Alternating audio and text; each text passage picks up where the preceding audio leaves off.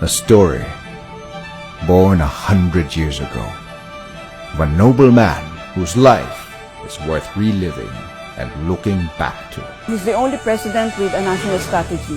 You'd think that Marcos was the bogeyman, etc. But he was actually a very kind person. The way that the Marcoses promoted the country, promoted the Filipino, is something I think that cannot be equaled in any administration.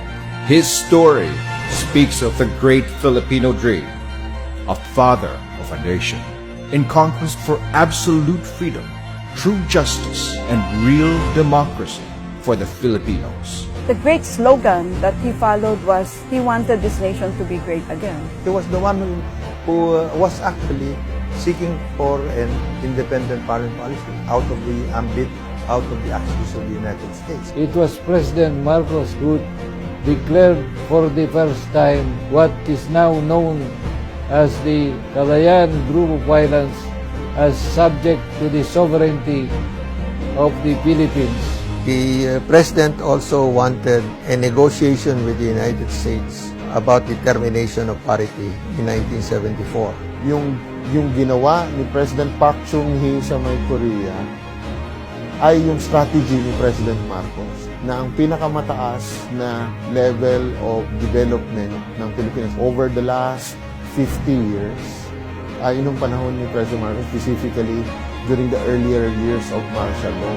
His story is a story of wisdom and goodwill, a story of a visionary leader with a strong political will who realized the Filipino potential and propelled the nation to progress. Mr. Marcos provided a lot more impetus in creating programs of government that meant building of infrastructure in a very essential way. All these things moved forward in his time very rapidly in the 4 years that he was in charge. Because that's the whole history of the energy policy. And that energy policy is being followed now. Agriculture, you should, look what Manny Piñol is doing. He's following Masagana 99, di ba? Kay Marcos yun eh. His story is a story of character.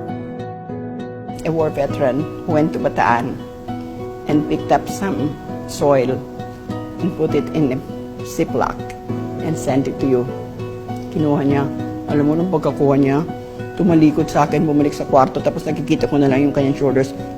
Umiiyak. Minsan, hindi ko nakita magalit. Pag medyo may problem, may crisis doon sa Makiki, tawagin niyo si Father, magsisimba na lang tayo. Pag may mga balita, minsan hindi ko nakita nagmura against the government.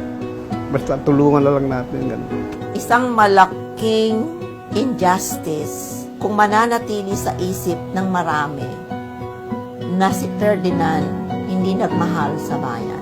He loved this country so much that he was willing to sacrifice the presidency when he could have definitely attacked the people there at EDSA. A story of a strong man whose life was reduced by a chapter of our history. I have proclaimed martial law in accordance with the powers vested in the President by the Constitution of the Philippines.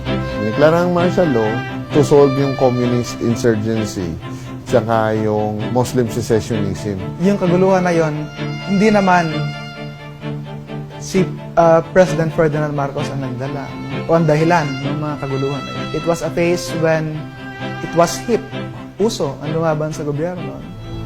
A story born 100 years ago about life, leadership, and legacy waiting to be retold.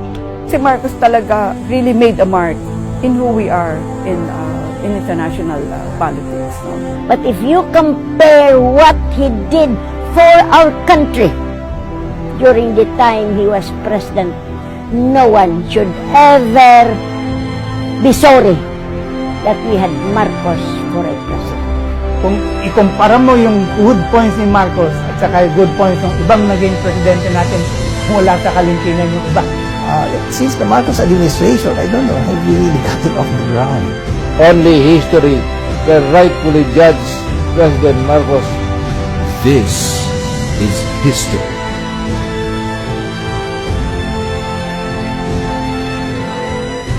This is the story of Marcos.